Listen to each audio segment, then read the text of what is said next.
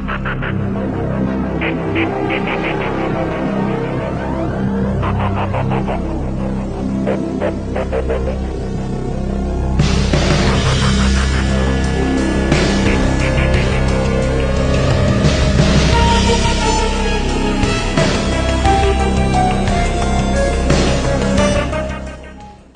never forget when Secretary Rumsfeld was in many times to a private session, closed session. I asked him, what about Ayatollah Ali Sistani?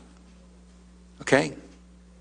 You know and I know that without Ayatollah Ali Sistani, we would be in bad shape there. He's been very supportive of what we've tried to do, even though we've never spoken to him.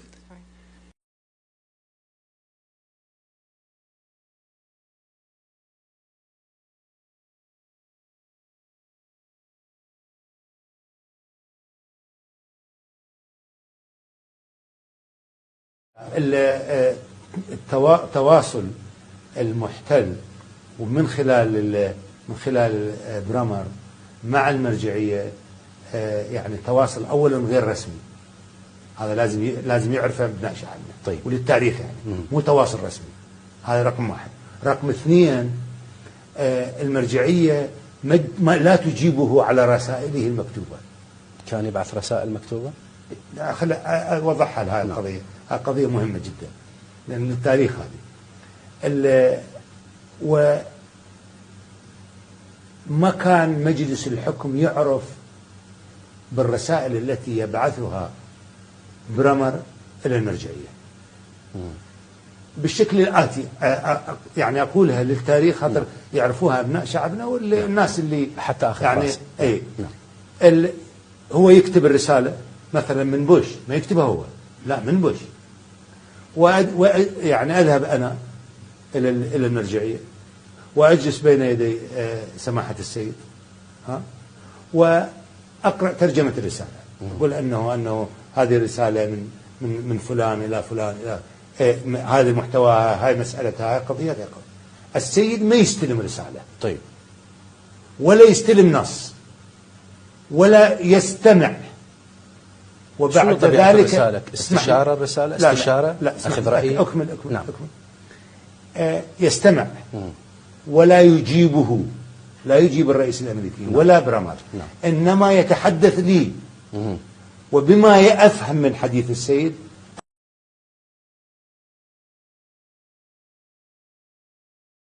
ماذا عن المرجعية الشيعية والسيد السيستاني؟ سبق في بداية ذهابك إلى العراق أن لم تكن ترغب كما قيل في إجراء الانتخابات، ولكن من فرضها كان المرجع السيستاني. هل ترى الآن أنه بطريقة ما هو الأقوى؟ خلال وقتي في العراق كانت لي الكثير من الاتصالات الودية مع آية الله السيستاني، وأعتقد أن رؤيته للعراق كانت مشابهة لرؤية الحكومة الأمريكية، بمعنى حكومة تمثيلية تمثل كل العراق، وأعتقد أنه لعب دورا مفيدا.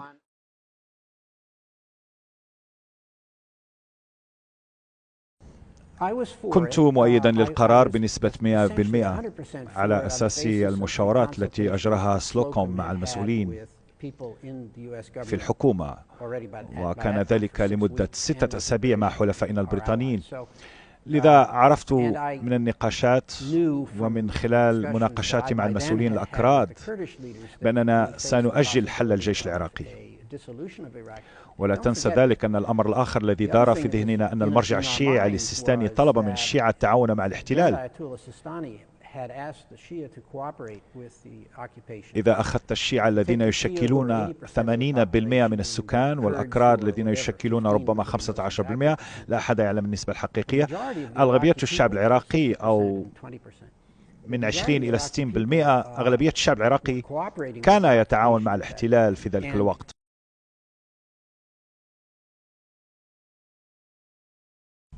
ذكرت آية الله العظمى السيستاني وأنه ساعد في بعض الأمور، وكان هناك موضوع يتعلق بصياغة الدستور الجديد للعراق، وكان هناك مفاوضات صعبة تجري بين الأطراف المختلفة.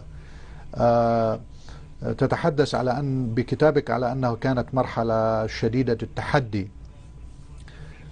لم تلتقي السيستاني، لماذا لم تلتقيه شخصيا، وما هو تقييمك للدور الذي لعبه خاصة في المراحل الحرجة خلال تواجدك في العراق؟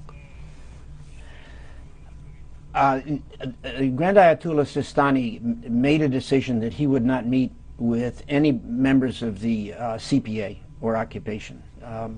I would have been honored to have had an opportunity to meet the Grand Ayatollah, but he did not want to. Now, on the other hand, I had a very intense dialogue with him through intermediaries, various intermediaries. I calculated once that I probably had an exchange of 48 or 49 different messages back and forth, including written letters with the Grand Ayatollah Sistani during the year I was there. So that means we were communicating 3 or 4 times a month. It was a very intense dialogue.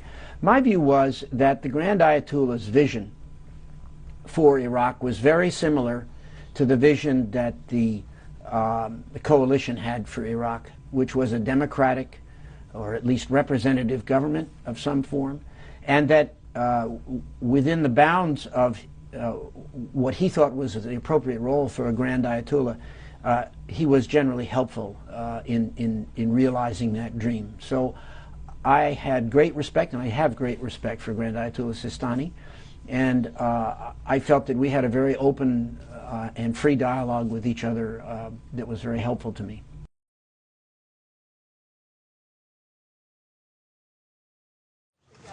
First of all, I have the greatest respect for Ayatollah Sistani.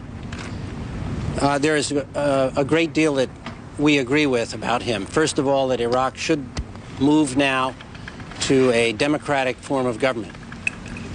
Secondly, that the process by which that happens should be transparent and representative, involving all Iraqis. And we have arranged a process which involves the selection this year of a transitional assembly, and which calls for 3 separate elections next year: an election of a constituent assembly, a referendum on the constitution that assembly will write, and elections for a democratic government at the end of the year next year. So there's a great deal that we agree with him. And as for being in fundamental disagreement with him, I just don't think that's true. I think we will go forward now and implement the November 15th agreement in a way that serves the interest of all Iraqi people.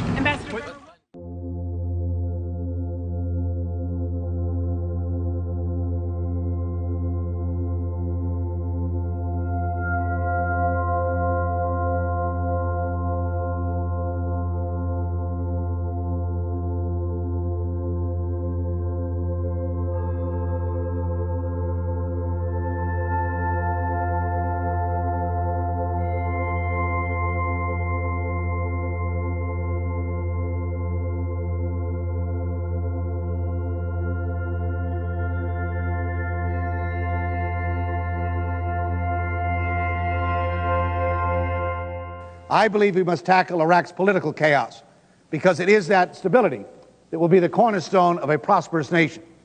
Finding common cause must come first and foremost within Iraq. It must come from Iraq's secular and religious leaders, leaders like Ayatollah Sistani. We need Iraqis like him at the table, and the United States needs to encourage more acts of leadership by him and others.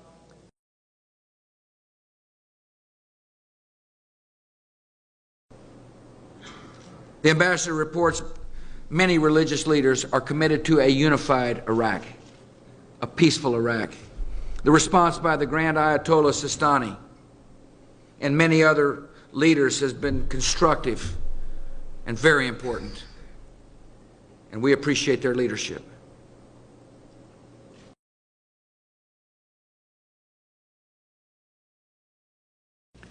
As for the Shia, their principal leader, Grand Ayatollah Sistani, has consistently supported our continued presence. Peaceful majority rule favors the Shias since they are in the majority, while civil war may or may not have the same result. The Shia also want settlement with the Sunnis as the only way the country can unite against the foreign jihadists who aim their terror mainly at the Shia. The Kurds also favor our continued presence.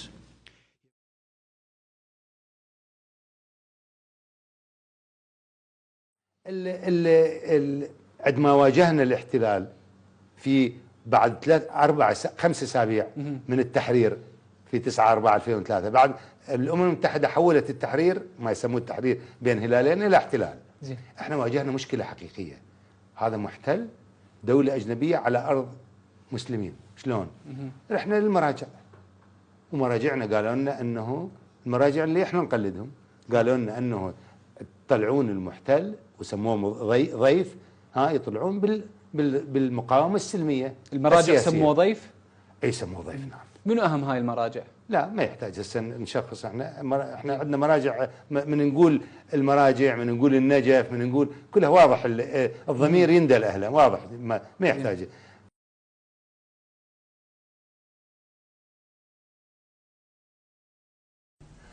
طبعا خلق عندنا مشكلة، نحن الإسلاميين خلقت عندنا مشكلة في مجلس الحكم، وخاصة بعد منتصف ماي اللي هو شهر 5 2003، اللي هو من تحرر يعني من التحرير إلى الاحتلال. احنا شلون هذا أجنبي على أرض إسلامية محتل، شلون يصير هذا لازم تقاومه. ذهبت إلى المرجع اللي أنا أقلده، اللي احنا نقلده، وقال أخبرنا أنه نحن نقاوم المحتل، أو نسميه الضيوف في ذلك. الضيف يعني باقي مدة ويطلع، نطلع المحتلين يعني نخرجهم من بلدنا بالمقاومة السياسية. هذا كلام أكيد على لسان السيد علي السيستاني، هذا قاله لك مباشرة. مرجعية النجف لأكثر من مرة أنه نحن نقاوم مقاومة سياسية لإخراج المحتل من بلدنا.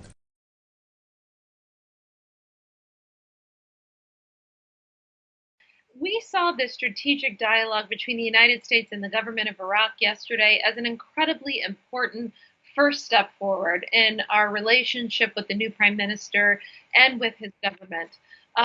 There are still many issues that remain, but this was an important step. We have to remember, of course, that we have accomplished something together. The government of Iraq, the Kurds, the United States, all of our coalition partners. That is the territorial defeat, the defeat of the territorial caliphate of ISIS. And we know that ISIS remains a threat. And we, of course, remain committed to have that final defeat of ISIS. But in the meantime, the purpose of these strategic dialogues is to really move our relationship forward. Well, remember that we are still operating under the agreements from 2008, 2009, in which we said that we did not seek a permanent presence in Iraq. And I think that that's important to the Iraqi people and important to the American people. We will remain as guests of the people of Iraq, at the government of Iraq, and we will remain committed to Iraq until we see that final defeat of ISIS.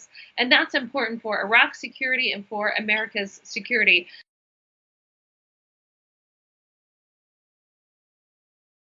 في هذا الموضوع. الشيء الثاني ما تتحدث عنه قرار مجلس النواب الذي صدر، حقيقة هو قرار بالجانب القانوني يجب البحث. اثنين، في اللحظة التي صدر فيها كان الحضور لا يمثل كل أطياف العراق حتى يأخذ بعد الوطني. الشيء الثالث، المرجعيات الروحية والدينية بما في مرجع بالنجف أيضا كان لهم رأي. حاجة العراق إلى المساعدة الدولية ليست مجال خصام سياسي ومزايدات بقدر ما هي حاجة نحن نقدرها لوضع البلد.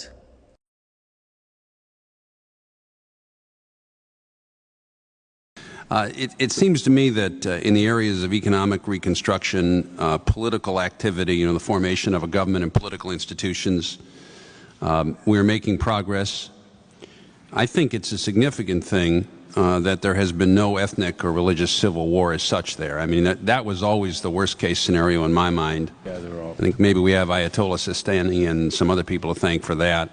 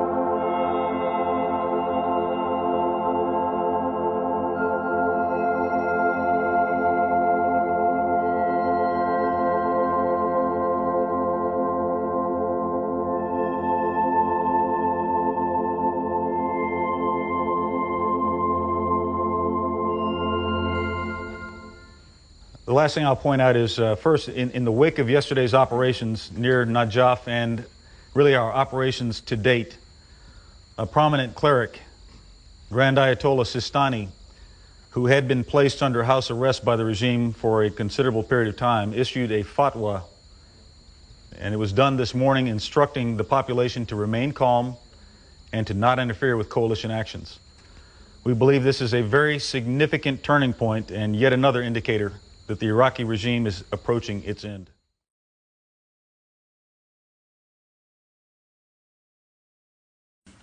As President Bush has said, the United States intends to stay in Iraq as long as necessary, but not one day more.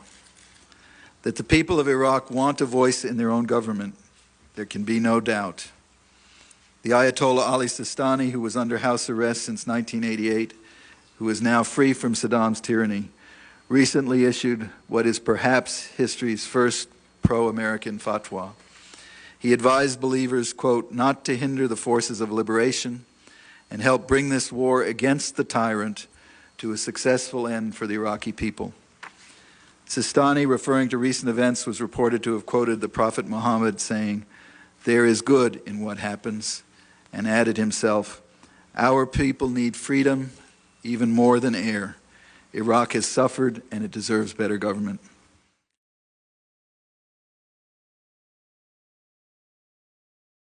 What happens when there's another Nafja, and or in Karbala there is another major undertaking? One of the militias goes off the wall, and our U.S. commander says we're going to go and take out Saudi, we're going to go in and take out whomever. And I predict to you what will happen with this government if it has any legitimacy. They'll say, do not go in there. Just like Sistani has said, don't go in and take out Saudi, because he can't afford to be seen as siding with an American force.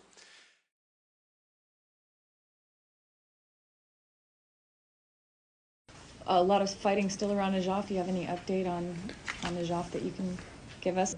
As far as Najaf is concerned, again, not too much new to say, really. I think you've all seen reports that the Grand Ayatollah Sistani has returned to Iraq.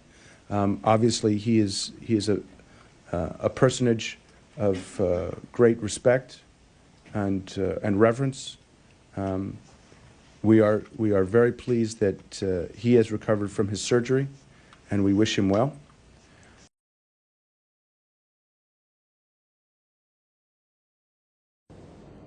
هاي قصة. هذه قصة مهمة. بلي وأحكي لك قصة وبعد أقمش منها. يلا. بس ما راح. أنا اليوم طامع بالأسماء. بس ما راح أعطيك أسماء. ما أطلب أسماء، أنا ما أطلب أسماء. أنا بالمكتب، أنا ما عادة ما أقعد على ميز، أبوج من الميوزك. فأجوا بعض رجال الدين، الشيعة. نعم. بعض الأشخاص من أنا وياهم أفندية يعني. فبعدين طلعوا بقى واحد اثنين. وقالوا انت يعني اضرب الحضره يعني خلصنا يا اخي. رجال دين بيناتنا. فاني حقيقه يعني هالقد ما صرت عصبي. فضربت الميز بوكس بايدي. هاي تكسرت. هاي اليمنى تكسرت. وانا كان عندي سفره الى يعني هذه المشكله دائما بهذه اليد بسبب ذيك الحادثه؟ هاي ضربت الميز بقوه، حسيت والله نار هالقد ما صرت عصبي. قلت ماني اضرب الحضره.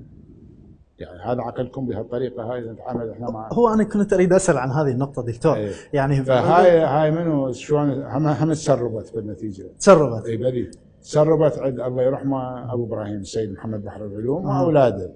عرفوا بالقصه ويعرفوها يعني عرفوها ونقلوا لهم بعض القاعدين، لان الحقيقه احنا ما كنا بدون ذكر اسماء. هي هذه الشخصيات من النجف كانت؟ لا ما اقدر اذكر اسماء. تسمح لي لان مو صحيح. نعم.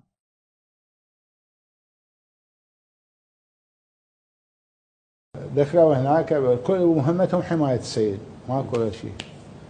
لأن احنا تعرف يعني اكو قيم ومقاييس واخلاق ناشئين عليها ما نقدر نغيرها.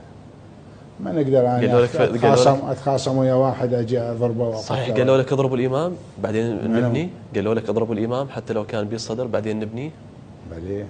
هي هاي اللي كسرت ايدي، هاي اللي ضربت الميز، هاي بيها. قالوا لك فشل ونبني. قال لي خلي اضرب منو جماعتنا يقول له خوافق على مال ضربه هذول ضربوه بصاروخ واضرب الصحن كله.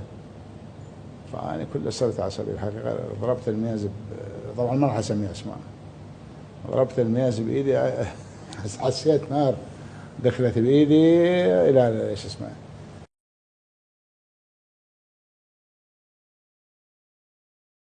ما رؤيتك للعمامة السياسية؟ العمامة السياسية. أنا أتمنى أن تغيب العمامة السياسية عن المشهد السياسي والخدمي والحزبي. يعني هنالك أنت هاي أمنيتي، بس تتحقق أو لا، قد يرى الآخر أنه لا عكس هذا، بس وجهة نظري إذا احنا نريد نصحح المسار علينا أن نغيب العمامة السياسية عن إدارة العمل السياسي. السبب؟ كثير يعني. باختصار هناك من غير قادر على خلينا نقول تنفيذ سياسات وعلاقات، خلفية سياسية ما عنده. احنا رضعنا السياسة، يعني شباب اللي عاشوا في فترة الستينات والسبعينات رضعنا السياسة مثل ما يقولون منذ الصغر، وتعلمنا السياسة وتحركنا السياسة، وهكذا الشيوعيين وهكذا البعثيين وهكذا القوميين وهكذا الأكراد، يعني سياسيين من عمق. يجي واحد لا يفهم السياسة ولا يعرف السياسة ولا يعرف كيف يدير هذا الملف وذاك الملف، ويأتي من مؤسسة دينية أو مؤسسة خلينا نقول حوزوية ويريد يدير السياسة. أنا ما أعتقد أنه سيتوفق، وجهة نظري.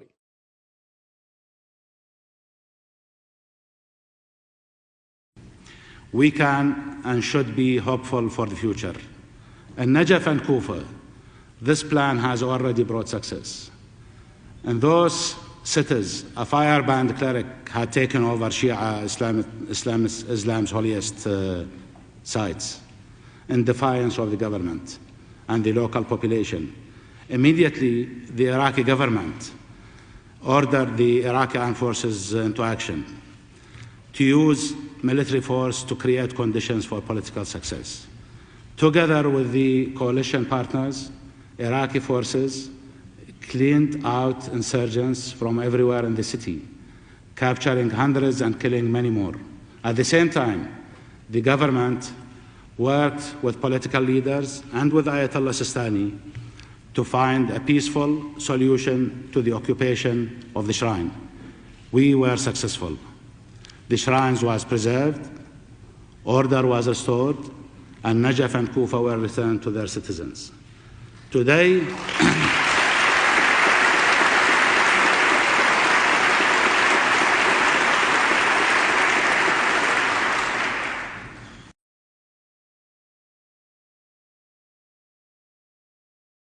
the new Maliki government comes in, and this is not a policy that I'm trying to put into Prime Minister Maliki's mouth. It's one that he has already stated, and also, interestingly enough, enjoys the support of Grand Ayatollah Sistani in putting forward.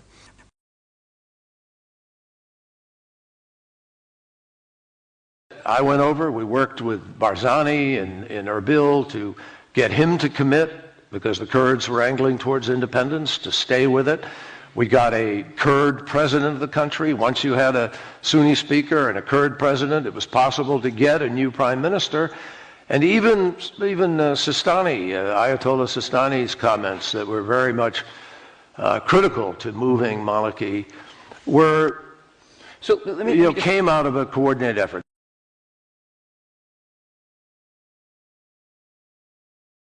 نجي نطبق المواصفات، نعرض مرشحين، هذا مرشح ما قبل نجيب مرشح بديل. وهكذا ب 2014 عندما المرجعيه هي اللي مثلا ارسلت لنا رساله لقياده حزب الدعوه الاسلاميه، وقال السيد السيستاني وبخطه الشريف طبعا ارى ضروره اختيار رئيس وزراء جديد يحظى بقبول وطني واسع وينفذ او يقوم بمهمه حفظ الامن ومكافحه الارهاب، القضاء على الطائفيه وحفظ وحده البلاد. هاي 3 قضايا ذكرها، وبالمناسبه التزم بها الاخ العبادي التزام كبير. ورشحنا في البدايه الدكتور طارق نجم اخونا العزيز، وبالنتيجه هو الرجل اعتذر. وبالمناسبة قبلة المرجعية في حينها في الأخ طارق نجم، لكن هو اعتذر اعتذار شديد. بعد ذلك انتقلنا إلى خيار ثاني، اختارنا الأخ الدكتور حيدر العبادي وطرح على المرجعية كما طرح الأخ ووافقت عليه المرجعية، وبدأت العجلة تسير للأمام. صار فتح تخيل وياي ضغط التوقيت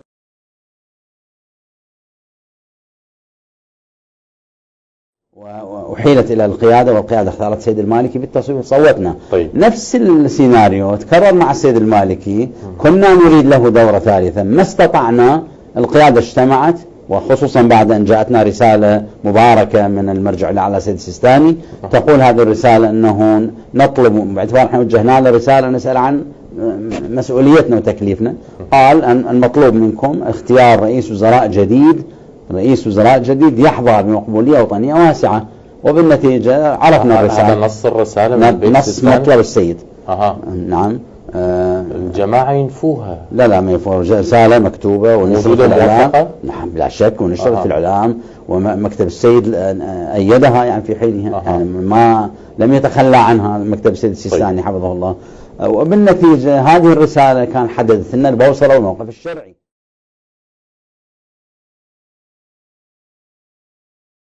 But on top of that, his decisions to go through the military, he just put his son, for those of you who saw that, his son is now in charge of the military in Iraq. Well, as you know, he's gone through the officer corps and removed the competent officers and instead put in his friends. Many of those friends had no experience whatsoever. The troops had no confidence in the officer corps as a consequence of his decision to sack the senior officers. So, you know, you have an individual here who must step down, who must go. And you saw al-Sistani, you saw the Shia religious leader explain the necessity of him stepping down. That is absolutely true. He's got to go.